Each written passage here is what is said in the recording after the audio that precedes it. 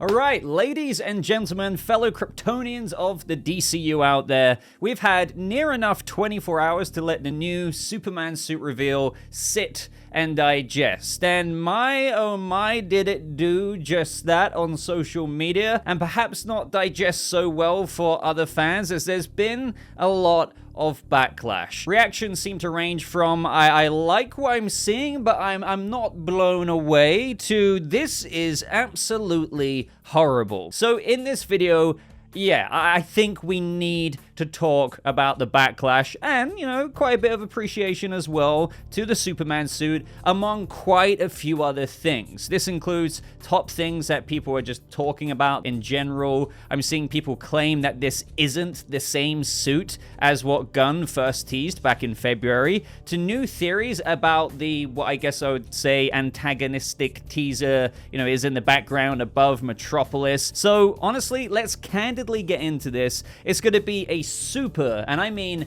a super deep dive, so it's going to be a pretty long video, as people have had so much to say with this image, and there's actually a lot we can take out of it, with little clues here and there, and what this could mean for David Corenswet's Superman in Gunn's first DCU movie. So if you're brand new, do consider supporting my channel and the content here by leaving a like if you go on to enjoy this video, of course, and maybe consider subscribing to never miss out on any future Superman updates. So right away, the first talking point that I want to discuss is, and this is probably the most broad one that I've seen outside of, I guess, suit criticism itself, and that is the way and the manner that this suit was revealed. Not even like the suit itself or design choices per se, we're going to get onto that in a little bit, but the idea of just revealing the suit like this. Interestingly, this is something that I do partially agree with here. I do like the Superman pose here, but the thing is, despite saying that, the point of discussion here is no matter what appreciation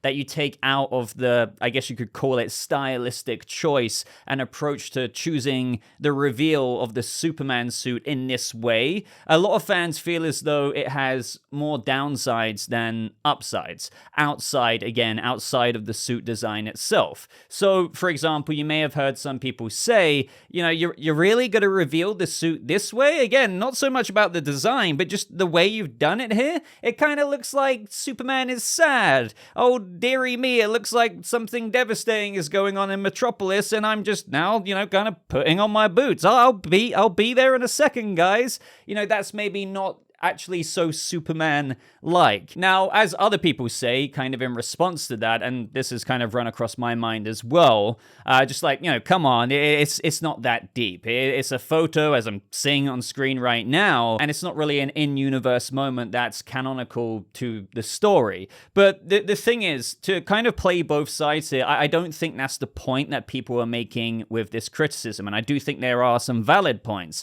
The point that they're making, and kind of one that I agree with, it's the kind of sentiment that if you're going to reveal the DCU Superman suit, even this one that still people may have issues with, you'd have thought that maybe it would be in a bit more of a, like from an innocent fan perspective, like, hey, maybe it'd be in a bit more of a glorious Superman pose. Maybe I'm showing some examples on screen right now, and the reason being, you know, if this is meant to be a more uplifting, brighter, optimistic take on Superman, I don't think fans watching this video right now, even you, would really disagree with that. You know, we've talked about this Superman a lot. We've heard what Gunn has had to say a lot about this DCU, this Superman in a world that views kindness as old-fashioned, all of that good stuff. So even though I, you know, preach on the channel to try and not have expectations for things, with this reveal in particular, I think some people did kind of half expect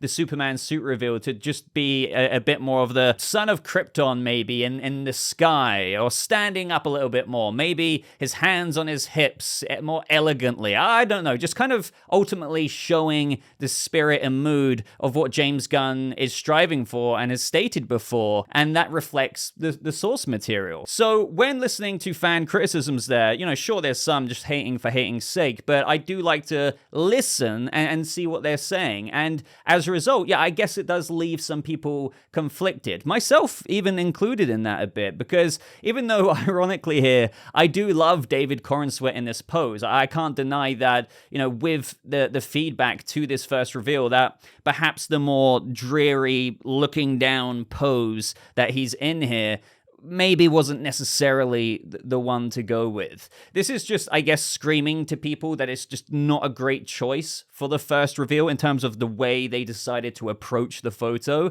because now the first reveal is giving the whole let's take my time to suit up while the city is in danger energy. Whereas, as I'm probably showing on screen right now, shout out to Julian Bell, if it was a look like this edit that they made, it's the same pose, but it's kind of like, okay, you know, he's putting his shoes on, the Kent farm, the optics already in this image that are perceived are changed, and people take something different out of it. Like, I know it's not that deep for some of you who are like, we live in a day and age where people just can't appreciate things. I get what people are saying there, but you must be able to get what people are getting at with an example like this that kind of does contrast it. So I know for some of you ultimately that it might seem a bit silly, and I do kind of find myself sitting on the fence there. I kind of get what they're saying, but I kind of do agree as well with how I said, you know, it's just a suit reveal. It's really not that canonical outside of whatever that little tease is in the background, which we will be getting to later in this video. But I just do encourage you to put yourself in the position of seeing this first suit reveal, the same suit, but just in a happier pose. Maybe hands on hips, hovering in the air by the sun in the clouds, and you'd perhaps likely agree that that would have been a better choice. For example, there's this user saying on Twitter, in my opinion, when you see an ideal image of Superman, you should feel warm, inspired, and hopeful that everything is going to be okay. If that's not the tone that the movie is going for, then that's fair, but it's just really flat. So another one here, shout out to Will Rios and Marcus Dauntless for doing a mock-up of what the suit could look like in a different pose. Even though right now we know that there are trunks on the suit, we still don't quite know that they'll look like this, but I think this is a good mock-up of what it would accurately look like if David Corenswet was to like stand up in this image. And I do wish that they showed it like this. And I'm not gonna lie, I am wondering if Gunn, as a result of this, will show different angles soon of the suit, because there's no way with how much he's online that he isn't seeing a lot of this criticism. Now, that doesn't mean that someone as big as James Gunn needs to kind of bend over backwards to do that and appease people who complain, because I can already imagine people are commenting that as I'm saying this. But to be honest, in my mind, if you've just shown one look like this, I think James Gunn, even though he just wants probably people to celebrate with him, saying, hey guys, you know, this is our Superman suit reveal, he might get where people are coming from, just like I'm trying to understand everyone's takes here. So, you know, if you've shown one look like this, where we don't even get a full look at all the angles, even the trunks, even though we can see that they're there, I don't really see any harm in showing, like, 2 more behind-the-scenes photos from perhaps the camera test, giving us a more flattering image. And again, fair enough if you don't like the design. I personally really do, for the most part, even though I've got my issues that I kind of went over in my reaction video. But I just think it needs a more flattering image. Perhaps that will allow certain other aspects of the suit to grow on people over time, because different angles, different poses. I mean, for crying out loud, if he was standing up and there was no creases and you saw how it really looked like in different lighting, that could do a lot for a lot of fans out there. Also, just one without the CGI in the background. Or while I do appreciate that it's a teaser for perhaps a secondary antagonist in the movie, it's giving, I think, this kind of weird impression where people have mixed feelings. And I think people are thinking and receiving the suit to look worse than probably what it actually does. And as a result, some people are even saying now, first look at Batman from The Brave and the Bold. Stop. This isn't the same. Just stop. Just don't do that. All right, so up next for a talking point of this video is that some people are claiming that this isn't the same suit that James Gunn revealed in the first teaser that he showed us, of the crest on February 29th. They're saying that, no, this is the Martha Kent version that she made. Trust me, guys, he's going to have like a different version. The one that you saw, the pristine looking one that James Gunn showed on February 29th. Now, guys, I am very, very, and please clip this and embarrass me in the future if I'm wrong, but I am very confident that that's not the case. This is, in my opinion, the same suit that Gunn showed us on February 29th. Now, I think the reason people are saying this is because, again, as I look at this, even though this is a decent quality picture, you can't really zoom in without losing detail, unfortunately. Again, for more reason to upload like a 4K picture in different angles. But getting back on point, as a result of that, you can't really make out the little somewhat basket weave that you literally saw very visibly on that February 29th teaser, because it was literally blown up in your face, and all we saw at that point in time was the official logo of Superman on the actual suit. But at that point, we were dying to see more, but you could clearly tell the texture there. So when you zoom in here, it's hard to make that out. And also coupled in this picture of the suit is the battle damage showing wear and tear. I think that's leading people to think that it doesn't have the same texture and it's just this darker blue, when clearly it was more blue on the edges of the crest in the teaser. And we could kind of get a little hint of how blue Superman's suit was going to be way back in February. And then some are even saying that the one Gunn revealed in February had a yellow outline on it, and this one doesn't. Yes, it does. You can see it. Zoom in. I'm showing on screen, but you can make out a little bit of yellow every now and again, but because of the battle damage, the wear and tear, the kind of blast from, like, let's just say a plasma metahuman rifle or whatever, it's kind of darkened certain aspects of it. So yes, it does have the yellow outline. So in my mind, guys, I'm kind of thinking in my head whenever I see a tweet like this, come on, guys, like, come on, think about it for a second. It's the same. Like, if I zoom in, you can just about also make out the same texture, like the basket weave on that February teaser of the suit on the right-hand side of this symbol. It is a bit scratched off the more that it goes to the left due to the damage, but you can actually make it out, as well as the yellow outline, as I mentioned, and you can see the in-depth grooves on the outside of the chest because it kind of goes in a little bit with a bit of depth that you can see in that first image. So to me, this is literally the same suit. Now, you may be thinking, why is the first picture of that first teaser where we just saw the Kryptonian crest, why is it so clean and pristine? Well, that could honestly be for a number of reasons. Perhaps throughout the movie, with the threat that Superman goes up against, it gets a bit more battle damaged, which honestly is the most self-explanatory, logical conclusion we can come to. Then, I've seen some people suggest, as a result of that, okay, but if that's the case, why would Gunn show the battle-worn version of it, and not like the earlier version, perhaps towards the beginning of the movie, like the one he showed back in February, where, Corenswet would be wearing the cleaner version of the emblem and thus the suit? I think that's a good question, because then you question why reveal the suit to the audience out there and let them judge a dirtier version of it, which, some argue is a cool look as well. I think some battle damage is cool. We don't see that a lot on previous iterations of Superman suits. He's the Man of Steel, but not always is his fabric, but it depends if it's Kryptonian fabric and whatnot, which could still be susceptible to damage, but I digress. Some people have suggested that this could be because perhaps when Corenswet is seen out in public in this suit, perhaps filming fairly soon, but I think it's going to be in June, so again, I don't get why he revealed it now, but let's just say, surprise, surprise, when he gets seen out in public, they might be filming certain scenes in the movie and where the suit is damaged at that part in the plot. So maybe Gunn here just wanted to reveal a look that he was happy with in this photo that would, I guess, reflect the looks that the paparazzi would get.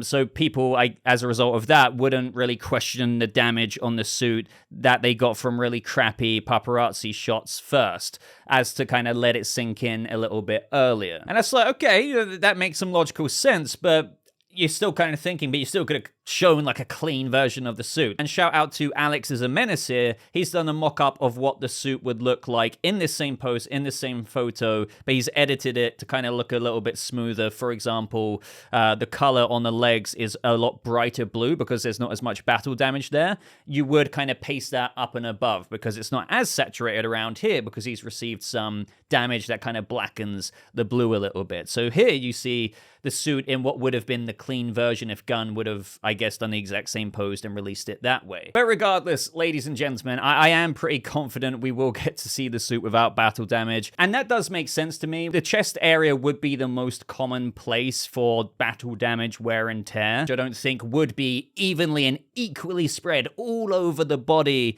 as much. As a result of that, you have kind of brighter, cleaner looking legs of Superman, maybe the boots here, but around his biceps and his shoulders and his crest, that's where he's sustained more wear and tear, or whatever punches he's got from various metahumans. I can go down that avenue of theorizing forever, but all this point was really meant to be is that I'm extremely confident that the first teaser we got and now this new teaser, that is the same suit. And I think some people are just really hoping that it isn't for one reason or another, which is leading them to say that it's different. Maybe out of kind of innocently coping that they could get a better suit in their mind. But will we get different Superman suit designs throughout the DCU? Yeah, sure. But I actually have a feeling that this will be the one we have throughout the course of the movie. Okay, now up next, to those saying, oh my god, David Corenswet looks skinny here. Laugh my ass off. No. Just no. David Corenswet is jacked for this role. There's a photo of him in the gym that released alongside this suit reveal that I didn't include in my video because I didn't see it at the time. And you're seeing it on screen right now. So, I mean, for those making the skinny criticism, would you kindly be seated? It's just ridiculous. Now, this kind of brings me into my next talking point. I think people are saying that skinny criticism due to the creases in the suit. One criticism that I actually had in my initial reaction video yesterday. So, as a result, some people in the fandom are saying that it looks too baggy, and, I wouldn't say it's overall baggy like this or anything ridiculous like that. Suit materials, for you some common sense here, and I mean that respectfully, do crease like this when bending that way. I mean, dare I show this example, but here's even an example of the shoulder suit material creasing on Henry Cavill's Superman suit. Now, no, I mean, I agree, it's not as bad there, I'm not stupid, and so as a result, this suit with David Corenswet's Superman is seemingly thicker, and it's not as kind of sucked to the skin as what Snyder went with, which is why it probably doesn't seem as tailored to David Corenswet's Superman in James Gunn's movie, thus resulting in, I guess, a bit more baggy ripples when bending like this. But my only point with showing how this previous Superman suit's doing the same thing is that material does act that way when you're bending down. Hence why we maybe should have got some other photos of him standing up like this, and it would have probably laid pretty flat to David Corenswet's jacked physique. So I am pretty convinced that this won't be as problematic at all in the film when seeing him in anything other than positions like this, in terms of will this be visible on the suit consistently throughout the movie when he's standing? No. Now, will it be a little bit more of a problem compared to a slightly thinner material like Zack Snyder went with? It probably will be a bit more prone to creasing, but again, all the suits crease a little bit. But yeah, I absolutely do get how this one creases a bit more, and it's not as flattering. That's the main issue here, or criticism, or innocent feedback. I say innocent because people are still saying this in good faith. I feel like I need to emphasize that because sure, there's quite a lot of people who are just toxically hating on things sometimes, but not all feedback is hate. Some of it is just, good faith criticism, and I do agree with this one. It does crease a bit too much for my liking compared to maybe a thinner material, but I also understand how any fabric, thinner or thicker, will do this. Now, up next, we need to talk about the collar. Now, I stated already in yesterday's video that before the reveal in previous Superman update videos on the channel, that I wouldn't really have been entirely against a collar on this new Superman suit so long as it was executed in a way that, perhaps I was okay with. For example, I said how before Pattinson's Batman suit got revealed, if you would have told me that he would have had a collar, I would have been like, don't do that. But when I saw it, I was like, okay, I like it. So I took that with me when people were asking me, hey, Boba, do you think there's going to be a collar on this new one? I would have said, maybe don't do it, but if they have it, I might like it, I might not like it. Now, I'm actually one of the few that's actually okay with it, but the thing, if we move past that a little bit, the thing that people are bringing up about the collar as well is that, hey, how is he going to have this suit under the Daily Planet reporter attire, the typical Clark Kent shirt and tie getup? Because, the collar on the Superman suit here goes quite high up on his neck. Well, obviously, there's quite a few options that we need to explore here that people are talking about, and one in particular that fans are very, very afraid of. But first, I'm just going to approach it kind of logically as I can. I'm not going to lie, a shirt's collar, especially on Clark Kent, can go up pretty high, probably just right around the edge of where the suit collar reaches. So technically it is doable. I mean, look at the shirts that Christopher Reeve wore when he was in his Clark Kent mode. Plus with how goofy, nerdy Clark is usually dressed to distract from the Superman look. That is one way that I think people are overlooking.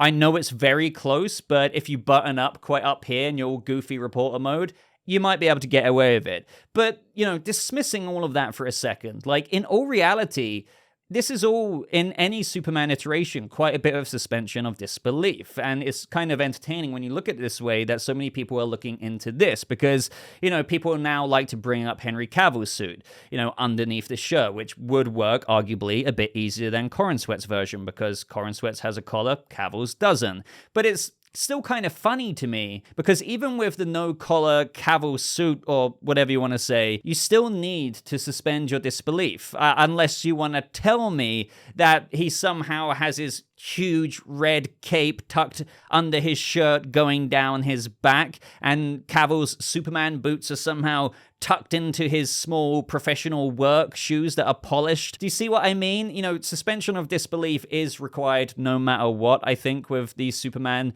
iterations. I think people are just hammering onto this one a bit more because it is also quite a lot thicker, as seen mainly in the wrist area there. So even to wear those wrists underneath a buttoned up shirt and a blazer in office attire is quite hard to believe. And I do agree with that. But again, it's hard to believe that he has a cape on and his boots in work attire. And if you want to counter that by saying something like, oh, well, Cavill's Superman has the main suit, under his shirt, but he runs off and quickly puts on the boots and the cape stashed somewhere else. Well, I would just then say to you, well, at that point, he may as well put on the whole suit elsewhere. No? Again, the more we go down this line of discussion, it all just seems a little bit silly and redundant because they all require going along with the fantasy here.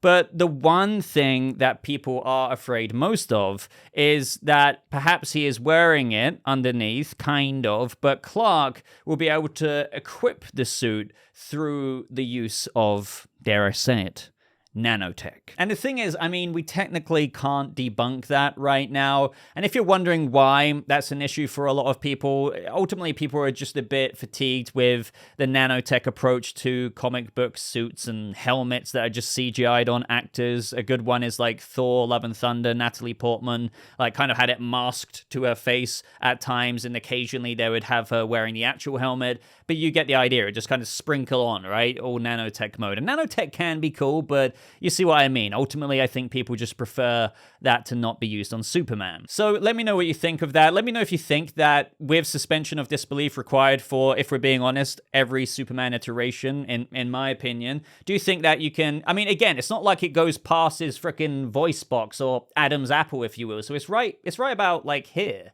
Sure, it kind of goes up and around, but if you had a collar, a thick ironed collar going up around and buttoned up, Clark might be like this, with his glasses on looking all goofy. So technically it could work. It's just, you wouldn't really want to unbutton much. And again, I get how thick the wrists are, but again, what about the cape? What about the boots? I personally don't care about the whole idea or approach of how is he going to fit that under his shirt. Again, it is something where you don't ask questions. Do you know what I mean? It's one of those nitpicks at comic book shows or movies where you're like, don't ask questions. Don't do it because it's like unraveling a shoelace. You just pretend it's okay. Now, as for other aspects of the suit and complaints that I could address here, I would say that there's the lining, obviously, but I addressed that quite a bit in yesterday's video. I do think that in different angles, without repeating myself so much earlier, people might grow to like it a little bit more. But I do think, again, if you saw different angles, like the ones I showed from those artists earlier, people might be like, you know what? I'm kind of digging it a bit more now. Maybe not, but, that stuff we could talk about forever. Now we need to talk about the potential villain tease in the background, because there's been some very amazing and possibly, who knows, accurate theories for what this could be. So I know people were like, I know this is technically an in-camera shot, like Gunn was saying, it's an actual photo from a photographer. People are like, well, how did they put that in the background then? Well, it could be like, volume-esque tech behind the window there, sets are sets, so it can actually look like that. Sure, they could have added that there in post and everything else is actually from an actual photo, but they could have easily have done that. Like, for example, when Batman and Gordon in Matt Reeves' Batman are standing on the skyscraper that was abandoned, the city isn't there, it's just a screen. Do you know what I mean? So it could be something like that. But what is it? Because I do appreciate the tease. Again, some people would have preferred a different pose, maybe on the Kent farm, that mock-up, but still, I appreciate that we've got a little clue here.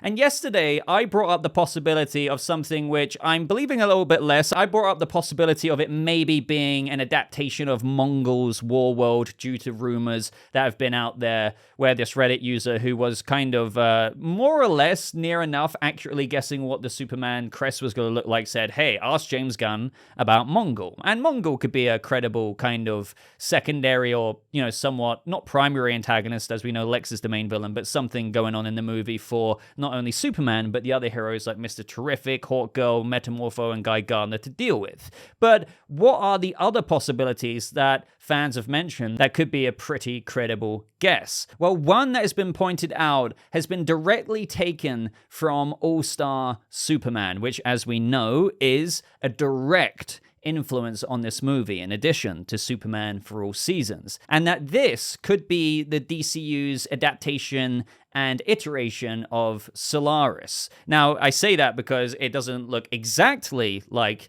Solaris, but at the same time, again, hence why, when you adapt, you don't always copy and paste, but like you still give the main essence there. So I think that is possible. I really do, because even though, as James Gunn has stated, and as I've said a billion times, that the main villain is outright Nicholas Holt's Lex Luthor, that doesn't discount any other secondary antagonists in this movie. One that other metahuman compatriots, as Gunn likes to call it, might engage, and actually one that Luthor could use to his advantage, such as, for example, painting out how these heroes are incompetent. They can't deal with this threat, and Luthor himself should lead the way to be like the man of tomorrow. There's lots of theories that we've discussed here on the channel in my discussion series that I recommend checking out with how Luthor, especially with All-Star Superman being a clue, Superman for All Seasons, and how he might weaponize the optics of what the public think about heroes in this day and age, especially with the